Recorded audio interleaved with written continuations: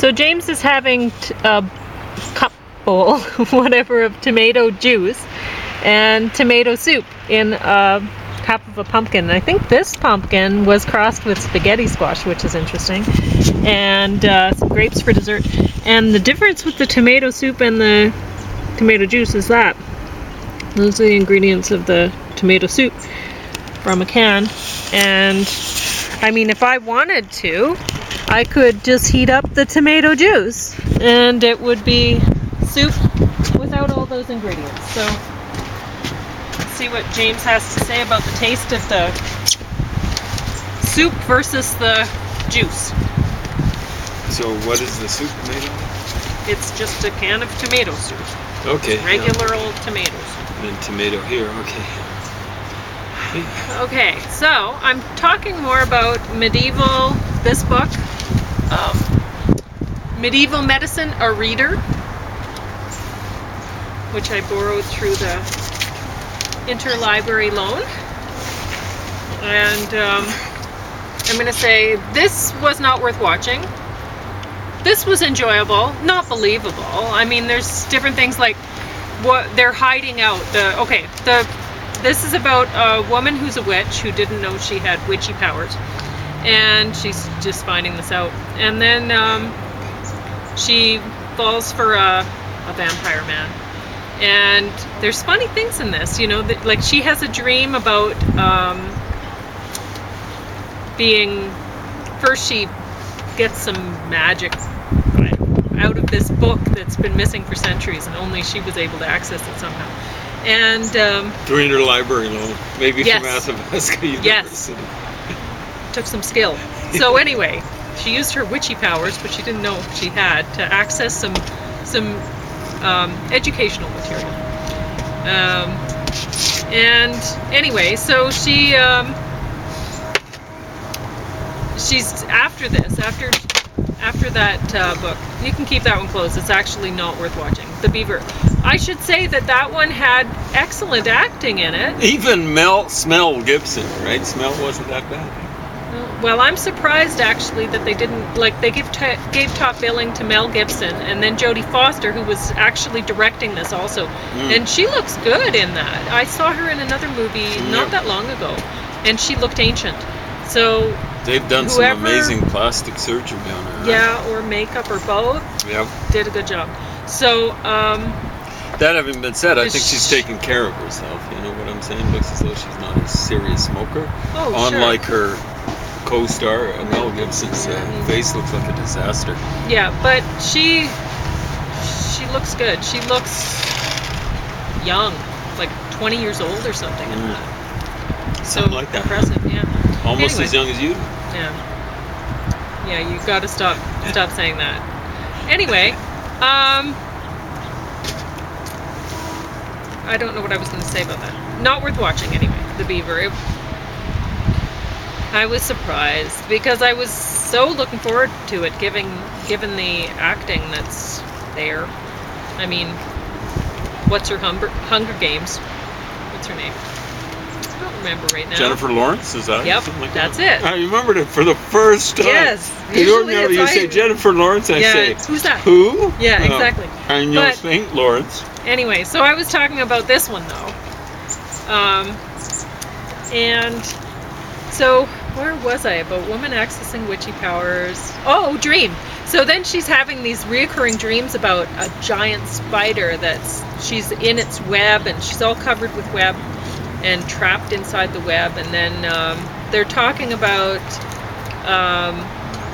the leader of the witchy group, who she's never been a part of that because she didn't even know she had witchy powers. But anyway, she's familiar with it because her aunts are witches and her parents were. But anyway, the leader of the witchy group, he wants to wipe out vampires, the whole species, from existence. And I'm listening to this and going, okay, well, so whoever wrote this, were they inspired by what's going on with Gates and Microsoft and the mosquito extermination project? Honestly, because that's what I'm reminded of.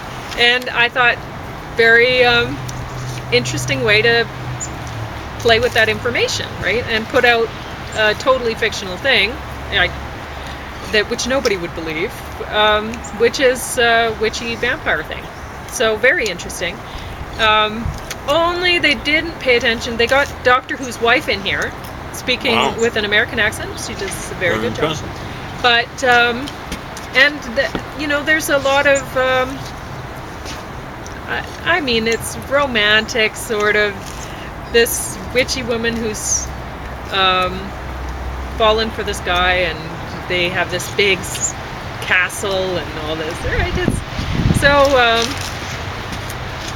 It's romantic kind of idea, but they're hiding from the witchy groups. Well, everyone at this point. They're hiding from first they go hide in his mother's castle, which it's like, oh yeah, they'll never look for you in your mother. And then they go hide on the ants farm. And it's like, yeah, they're lucky thing, these witches and whoever are so dumb, because honestly, those would be the first places they'd look. So why are they hiding there, But I guess witchy powers, maybe they would not be able to hide anywhere, but they try to hide somewhere else.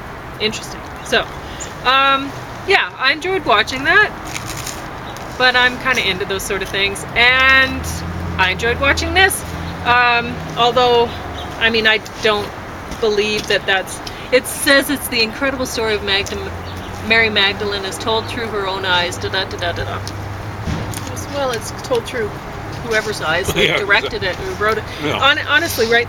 And, so this one, they have her, she's not a prostitute at all. She just didn't want to be married and be in the society that she was in, where the women were basically workhorses and birth horses, working birth horses. So she didn't want to be a part of that. And she saw Jesus speaking about peace and all this, and she's like, yeah, that sounds like a good person to follow. So she's going off following him, and he has the healing powers and all that. And anyway, but very different take on what happened with the resurrection, because there was a Roman guard standing by, yes, and a big boulder. In this, not big boulders, just little rocks, and really, yeah, I know, and no Roman guard. And no Roman guard. No, and it wasn't the three women that went and found him or anything like that. There's different takes. When you read the Bible, you find there's different takes on what happened, which is very interesting. And for me, that's what makes it so powerful. For other people, they're like, oh, every word is true, and it's like, the story varies. And right there, when you see the story varying so much, you got to go, okay, well, it's not at all true. It's obviously not, because it contradicts itself. So what the fact of the matter is, though, is the way that it changes makes it even more powerful. So many people, they'll have religions that start, and recently I was talking about the NXIVM cult or whatever it's called, and there's a lot where and James has mentioned to me, he doesn't understand why these modern day cults, they get shut down, but then the old religions, they're allowed to keep doing whatever. Doing the same cultish kind of thing. Which is, that's, it's a good basically point. Majority rules, majority dictates, right? Exactly, and it's interesting. That's interesting in itself. But what I find interesting is that Jesus didn't have, from all that we've heard about Jesus, so many people were moved by what he had to say, but he was not a wealthy man in his lifetime, and he could have been comfortable. His father was a carpenter, and he had some skills, right? Or, well, presumably was semi-raised in the trade. But no, I'm saying Joseph, adopted father, if not, right? So Jesus could have been comfortable, and he appeared to be educated, and yet chose somehow this life. or another he knew about the scriptures, right? Yeah. So anyway, he chose this life, which he did not prosper in his lifetime. He did not prosper. I mean, he had some power over people. So if you're looking at it from a purely political perspective, then yes. I mean, he had power that way. But, I mean, not over a whole bunch of people in his lifetime, though. Not really.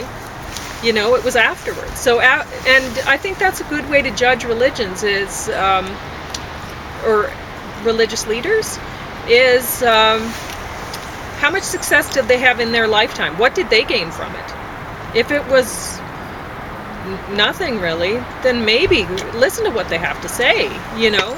If they all of a sudden had many wives and all these riches, well, maybe not, right? Anyway. So Buddha, you know, moving away from Jesus, he was a prince and Exactly. looked as though he had maybe a chance to be a king or something like that. Gave it all up and became. But in any basically case, a monk. certainly wasn't. He could have had a much more comfortable life had he just stuck to his traditional role and Yep. what he already had. Yep. So anyway, but I did enjoy watching these both, and I recommend them. So another thing I'm going to say is I'm reading about this medieval stuff, and you might be listening to this. A lot of the time when I listen to the medieval stuff, for me, I go, well, what is lost in translation? Because I know that if I read Chaucer, it's tough getting through, and that's what would that be? Late Middle Ages? When Very late, I'd say. Okay. It was about, I think he died 1400 AD. And I got to say, if you're going to read Chaucer, I should have pulled that out. Maybe I'll pull it out one of these times. Yeah. Read it aloud. Yeah, Because if you try to read it on paper, you'll be like, what in the world is this? Try to say it aloud, and it's kind of like that game Mad Gab, where you can then hear it, and you're like, Oh, you're yeah, kidding. Okay. it's English, some of it. But, I mean, it's English, but it's... That's just Middle So, English, yeah. and it's it should be considered late Middle English. So the Renaissance didn't start much after, in Italy at least, not much after he died. So I'm going to read a little bit here from this medieval medicine. This is from Walafrid Strabo, who died in 849. And this, when he wrote this, I think it was about 840, from what I gather here, or 842, when he composed the poem "The Little Garden," and it's actually quite lengthy. And I was saying to James, well, you should translate this guy's little poem, "The Little Garden," because then you can put it into rhyme. Because I figured, I was reading this and I'm like, they lost the rhyme. That's such a shame. And then James said, I don't think it would have been written in with rhyme, but back then. looks as though it had long sentences. But they did have stuff, maybe not quite that early, that was rhymed. You can get rhymed medieval Latin, but they tend to be song-like poems. This looks as though it was written maybe in not iambic, but heroic meter. So iambic. Why am I saying iambic? It would be hexameter, so more like triple meter, but it would be based on length of syllables, not so much accented syllables. So honestly, when I read through the medieval stuff, there's a lot that I don't understand. I hadn't realized that in medieval or the Middle Ages, they didn't rhyme a lot of things. Poetry wasn't rhymed. Okay, that would be an inheritance from the classical stuff. Okay. So the classical stuff generally didn't rhyme. This thing, I suspect, is written in a classical meter because the stuff that rhymed in the Middle Ages tended to be like short-lined and song poems. Okay, so And more so- like spells. Because Yeah, I it could read be a like lot a of the spell. Yeah. stuff from this period, and I'm thinking witchy stuff, right? I'm thinking witchy. But really not. When you look at it, by this period of time, it was more, right? Because Jesus was popular at that time, and for quite a while. So, not witchy. even though to me reading it, it seems quite witchy because I was raised Protestant, and honestly, Catholicism seems witchy to me. So, Me and too. it would to any Protestants, and it might seem offensive for Catholics to hear that, but it's just a different upbringing. So I'll read a little bit from this poem. It's not necessarily judgment what we're saying. No. It's just an observation. Yes. And, This first part, on the cultivation of gardens. A quiet life has many rewards, not least of these is the joy that comes to him who devotes himself to the art they knew at Paestum, and learns the ancient skill of obscene priapus, the joy that comes of devoting himself to a garden. For whatever the land you possess, whether it be where sand and gravel lie barren and dead, or where fruits grow heavy in rich moist ground, whether high on a steep hillside, easy ground in the plain, or rough among sloping valleys, wherever it is, your land cannot fail to produce its native plants. If you do not let laziness clog your labor, if you do not insult with misguided efforts the gardener's multifarious wealth, and if you do not refuse to harden or dirty your hands in the open air, or to spread whole baskets of dung on the sun-parched soil, then you may rest assured your soil will not fail you. This I have learned not only from common opinion and searching about in old books, but from experience. Experience of hard work and sacrifice of many days when I might have rested, but chose instead to labor. And the poem goes on, and I feel, that's what I feel about gardening. It's wonderful. And now, someone else, you've got someone who loves gardening up in the yes, well, that See? little fellow has been coming by, and keeps eating out of my bird feeder, and I have to fill it up. Mad. So yes, he's upset. He's like, why haven't you filled it, Pauline? I think he's listening, but mainly this is what he's looking at. Oh, Wouldn't they have a your sense of food. color? Yes, probably. Yeah. So, and then, that was page, I should have told you, 98, 99. And then it goes on. There's different things, different parts about different things in the garden, like sage, rue, southernwood, melon, wormwood, horehound, fennel. It goes on and on. This is not a little poem. Chervil, lily, poppy, pennyroyal, celery or parsley, betony, agrimony, catmint, radish, rose, and that's that. And so he writes a lot about all of those things, and it's lovely to read. Actually, I would recommend it. For a while, he wasn't listening to you. He was looking the other way. Oh. The cat was walking by. Oh, yeah. Had to be The cat's short. gone now, and now he's looking at you. Now he's worried Okay. about the cat. Okay. Yeah. So, They heard me talking about a cat inside. Did you hear them so then barking? he's talking about external disorders. Disease comes most often from erysipelas. I don't know. Anyway, page 120. When the disease comes from outside without obvious symptom, then you must first cool the heat with pounded coriander, with breadcrumbs moistened with cold water, or with the juice itself of the coriander, or with white of egg with wine, or with other things which have the same properties. When the inflammation and the heat are gone away and that part of the body is turned either somewhat pale or livid, or something like that, then scarify the place, and you will improve it. And that's shallow cuts or blister with an iron or boiling pitch. And dry with a poultice such as made with a cerote and warm barley and such things. So it's different to read this sort of stuff. When you set fire on a patient, then take tender leek leaves and pounded salt, lay over the places, then the heat of the fire is sooner drawn away. I don't know if that means actual fire, setting actual fire on a patient. For the bite of mad dog, mix agrimony with plantain and honey, the white of an egg, treat the wound with that. For a wound from a dog, boil burdock and groundsel in butter, anoint with that. Again, bruise betony, apply it to the bite. Again, burn a pig's jaw to ashes and sprinkle that on. Honestly, I don't know that could help. No one should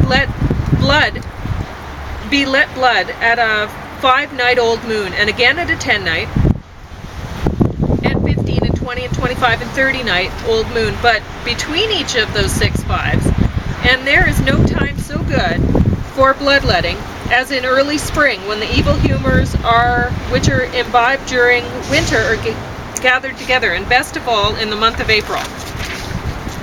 So I guess that's when you go out for a bar brawl.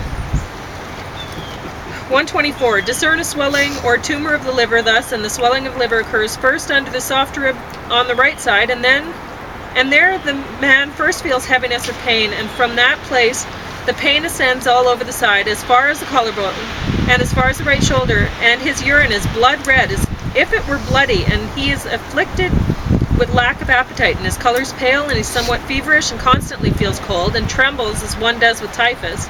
When the swelling bursts, then the urine is purulent like pus. If it runs out, the pain is less. Description of symptoms of the liver abscess and bald sleep strongly suggests that it is caused by the parasite Entomoeba histolica, which is responsible for dysentery. Prepare him first a salve of dove's dung and such like, and beforehand bathe the place with sparklings, with water and herbs. Honestly, I don't know if spreading dung on somebody's wound is a good idea ever. The herbs might have worked though. That's Maybe, a weird thing, yeah, you know. I know. I think you could, if you found out which herbs they were. Make thus a salve against the race of elves, goblins, and those with whom the devil copulates. Take the female hop plant, wormwood, betony, lupin, vervain, hembane, dittender, viper's bugloss, bilberry plants, cropleck, garlic, madder grains, corn cockle, fennel. Put those plants in a vat, place under an altar, sing 9 masses over it, boil it in butter and sheep's grease, add much holy salt, strain through a cloth, throw the herbs in running water. If any evil temptation comes to a man, or elf or goblin, anoint his face with the salve and put it on his eyes, and where his body is sore, and cense him, and frequently sign him with the cross. His condition will soon be better. For elf sickness, take bishopwort, fennel, lupin, elfthone, the lower part, and lichen from a hollowed crucifix, and frankincense. Put a handful of each, tie up all the herbs in a cloth, dip in consecrated font water 3 times, let sing over them 3 votive masses. And you can read the masses in there if you want to. Then put coals in a brazier and lay the herbs on them, and cense the man with the herbs before tierce, so that's 9 a.m. And at night, and sing some stuff, and take a little handful of herbs with the same kind, similarly concentrated, and boil in milk, drip holy water on them 3 times, and let sup before his meal. Soon he'll be well. If he has the elf's gokpa, literally elf-sucked, his eyes are yellow where they should be red, then make a drink, font water, rue, sage, cassock, dractonia, smooth plantain the lower part, feverfew, dill blossoms, 3 cloves of garlic, fennel, wormwood, lovage, lupin, all of equal amounts, and do some stuff with some cross and oil. If one is in the water elf sickness, then his fingernails are livid, and his eyes watering, and he wishes to look downward. Do this for him as a treatment. Bort throat, cassock, the lower part of iris, yewberry, lupin, elk campaign, marshmallow head, fen mint, dill lily, that's dill and lily, attor loath, pennyroyal, horehound, dock, elder, century, wormwood, strawberry leaves, comfrey, pour over with ale, add holy water, sing this term over 3 times, and there's some thing to sing there. And that's page 127. So, I mean, I don't know about you, but when I hear stuff like that, I'm like, whoa, witchy stuff, right? But not. I think most of that doing stuff the would cross be thing, medicinal, and you know? Yeah, and a lot of it Yep. would be, right? Yep. So.